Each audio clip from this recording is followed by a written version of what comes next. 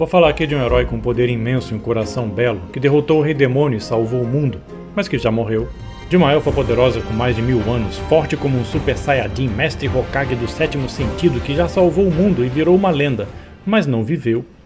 E dos frutos colhidos ou das sementes lançadas por essas duas vidas na vida de outras pessoas que seguem tentando viver num mundo que continua com problemas, embora já tenha sido salvo. Se você tem um pé atrás com RPG, ou se você tem um pé atrás com essas criaturinhas de orelha pontuda que parece que remete ao capeta, mas se mesmo assim você gostou do Senhor dos Anéis, considere dar uma chance e correr o risco de também se emocionar com Frieren e a jornada depois do fim. A história acompanha uma elfa que não tem nada daquela alegria contagiante descrita nos primeiros livros de Dungeons & Dragons, e nem tampouco aquele romantismo altivo que os filmes captaram a partir das obras do mestre Tolkien. E também não é aquela elfa melancólica que me pareceu descrita nas resenhas que eu li sobre esse anime. Como se ela vivesse ali algum tipo de drama sobre a sua imortalidade, vivendo e sofrendo que nem Connor MacLeod enquanto vê os seus amigos e amores humanos secando e morrendo que nem palha. Não. A história parece querer mostrar que não tem nada de grandioso numa vida longa se a única coisa que você tem feito com essa tua existência é ocupar espaço nesse planeta. Frieren começa, aliás, sendo mostrada como uma criatura bem desinteressante, pois insensível e desinteressada sobre as coisas dos outros, impondo aos seus colegas de aventura permanências tediosas e injustificadas em lugares quaisquer por 2, 3, 5 anos, e logo depois ausências de 50 anos, como se isso não fosse nada, porque não era nada mesmo para ela. Porque, aliás, eles pareciam não ser nada para ela. Só que eles envelhecem e morrem, e nem sempre ela estava ali para ver isso acontecer, até que um dia ela vê. E apesar de ser tão fria e tão distante, ela tem memória. E a memória aqui parece que é celebrada como uma grande vedete, que junto com a honestidade vai formar um par de lentes muito bonitas com as quais enxergar o presente à luz do passado. E quando a isso se acrescenta uma vontade bem orientada, extrai-se do passado uma semente de luz capaz de abrilhantar o futuro enquanto já lança luzes sobre o agora. Vamos lá, né? Pouca coisa tão clichê quanto uma elfa, um anão, um clérigo e um guerreiro andando por aí de taverna em taverna, brincando com docilidades até bastante anacrônicas, recrutando aqui ou ali um membro novo ou temporário para o seu grupo de aventuras, e que estão sempre parando em alguma side quest, alguma missão secundária que apenas supostamente vai aos poucos encaminhando o grupo e a história na direção daquele objetivo maior que justifica toda a campanha. Já jogou RPG assim também? Pois é. Só que esse clichê já é quebrado logo de cara por um ritmo que tem muito menos ação do que poderia talvez esperar um jogador normal de RPG, deixando a gente quase com o contrário, com o marasmo de vidas acompanhadas depois de que uma grande vitória foi conquistada, depois de que aquilo que parece ter sido o ponto culminante daquelas vidas já foi vivido. Então aqueles que pareciam ser os caras mais legais da história já estão ali, lentos, velhos, cansados. De modo que já no segundo episódio você se vê ali sozinho com duas personagens fleumáticas até o talo, monotônicas, chatinhas, viajando ali no que parece ser um vagar totalmente sem objetivo. Só que esse marasmo parece que é usado de propósito para mostrar, para evidenciar algumas pequenas coisas que, talvez naquele afã de contar a história épica sobre uma grande aventura importante para o mundo inteiro, passem despercebidas, passem secundarizadas. Uma delas é o medo, que se apresenta como a primeira das grandes batalhas para muitos dos grandes guerreiros. E não é que os guerreiros mostrados aqui sejam daquele tipo de personagem problemático, cheio de drama, às vezes insuportáveis, que no auge das situações, no calor dos acontecimentos, ficam ali paralisados, acocorados em posição fetal, sem conseguir sair para fazer o que precisa ser feito.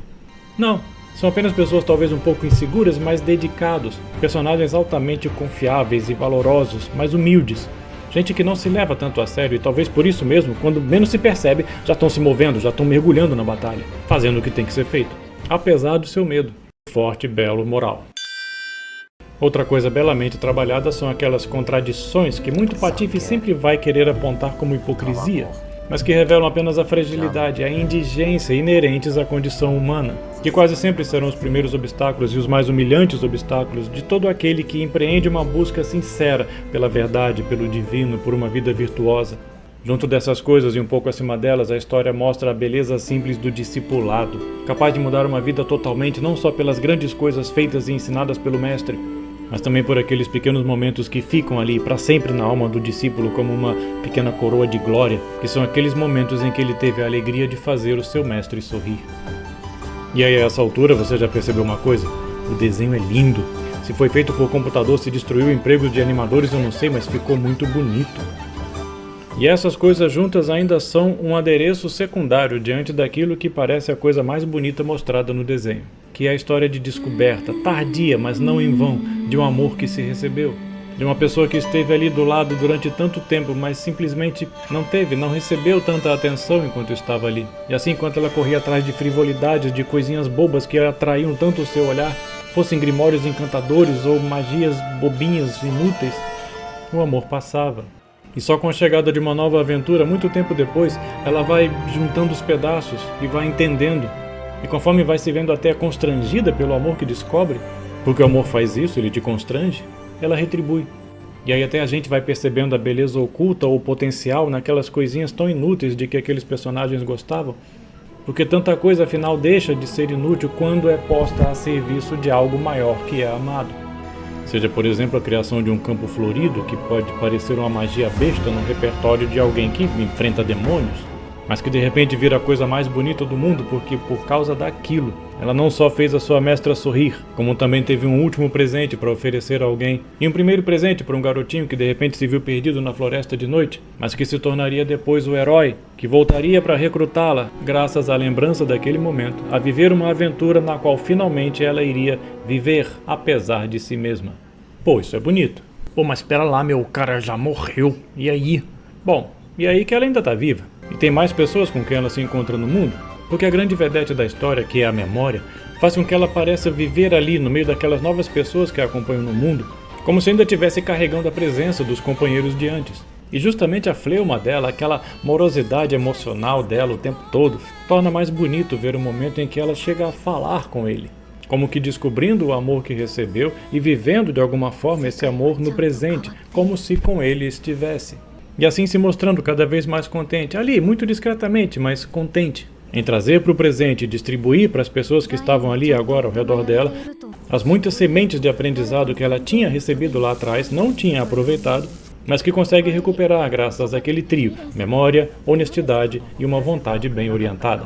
E veja que se a memória é mostrada como a estrela dessa história, é uma estrela que precisa sempre forçar o seu brilho contra uma escuridão que reina em volta. Seja quando o mundo se esquece de você, do seu nome, dos seus feitos e parece que te apaga completamente. Seja quando o seu corpo, doente, fragilizado, perde as lembranças até daquela pessoa que você mais amou na vida e você não consegue fazer nada contra isso. Seja novamente o mundo quando, ironicamente, reconhece os seus feitos, tem no teu nome uma lenda cantada e glorificada, mas ninguém te reconhece quando você passa. Seja finalmente quando as coisas são lembradas e são até interiormente valorizadas, mas não são usadas com honestidade o bastante para mudar o seu caráter, para consertar relacionamentos, ou para perdoar ou para dar-se a conhecer pelo outro. Então veja o contraste: quando existe essa honestidade, aquelas chances perdidas se tornam elas mesmas chances oferecidas. No caso aqui, porque a desesperança também não é uma força que tome conta, e até o desinteresse não é tanto, a ponto de que ela não consiga desenvolver um olhar atento à possibilidade de se doar mais aos outros. Seja com um sorriso, com afago, seja com um dia, uma hora ou um minuto a menos dedicado ao próprio umbigo. Diga lá se só isso já não é muito do que a gente precisa fazer, e diga lá se o contrário disso não é causa de condenação para muitos. E tendo recebido tanto amor e tendo percebido isso apenas tardiamente, ainda assim se recusam, se fecham à misericórdia e se privam de viver um pouco desse amor no tempo que tem agora. Até porque, afinal de contas, aquele de quem vinha tanto amor, quem era ele? Era um qualquer? Era alguém frívolo e vaidoso que se pôs por conta própria numa missão majestosa de enfrentar e destruir o rei demônio, talvez até menos preocupado em salvar o mundo e mais preocupado em que todo mundo se lembrasse dele, e de tal maneira preenchesse o seu ego reverenciando para sempre a sua memória? Pode até ser que ele desse a entender isso, sim. Só que vendo de perto, na realidade do dia a dia, o que ele era realmente era um tipo de pessoa incapaz de virar as costas para alguém que, cruzando o seu caminho na vida, lhe pedisse ajuda. A tal ponto que a muitos ele inspirou não tanto pelos grandes feitos conquistados derrotando inimigos lendários, mas pelos tantos atos de bondade feitos naquelas missões aparentemente bobas, naquelas sidequests que aos olhos de alguns eram distrações meio inúteis até em relação àquele objetivo maior que precisava ser conquistado, mas que aos olhos do herói era exatamente onde estava o seu compromisso. Com pessoas simples que não seriam capazes de lhe retribuir o favor ou de lhe render alguma glória. Ou seja, antes que o grande lhe fosse confiado, ele foi fiel no pequeno. Parece familiar? Pois é. E diante dessas belezas pode até ser que você, como eu, demore um pouco a perceber uma outra beleza que estava ali o tempo todo, mas que contrasta flagrantemente com tantas outras obras ou eventos presenciais que tentam beber desse manancial imaginativo da fantasia medieval. Frieren e Fern, sua discípula, tão bonitas, tão elegantes, tão cativantes e tão completamente vestidas. Erotização zero, numa história que com muita graciosidade e serenidade fala sobre corações que se tocam, que cuidam uns dos outros. Mesmo através de anos incontáveis onde a sua vida nem vai chegar, mas onde você pode estar de alguma forma presente graças à memória da outra pessoa. Pessoa que pode até precisar encontrar aqui ou ali algumas estátuas suas erigidas pelo que pode ter parecido uma personalidade talvez muito vaidosa, mas cuja verdade ninguém precisava saber, contanto que a sua lembrança conseguisse realmente chegar lá, naquele coração que precisaria ser cuidado, embora precisasse, antes de realmente receber cuidados, de um tempo de maturação que você não poderia oferecer. Tá, ok, é temerário ficar aqui falando de uma história que não acabou e cujo mangá eu não fui pegar pra ler. E que eu não sei pra onde vai, como termina e se deixa realmente uma mensagem coerente e bonita. Verdade, mas até aqui eu já recebi umas pérolas e uns bons afagos para esse coração cansado de um Dungeon Master de outras eras. E depois de tanto ter visto em cada esquina criar-se um personagem chamado Clérigo, dedicado a uma divindade tal ou qual, idolátrica, animista ou escambau, qualquer que fosse, que diminuiria pela repetição vulgar até a náusea toda a importância, toda a contundência de coisas como a multiplicação dos pães, a ressurreição dos mortos, a comunhão até. Depois de tanto ver isso, o que é que eu encontro aqui em Frieren? Uma divindade única.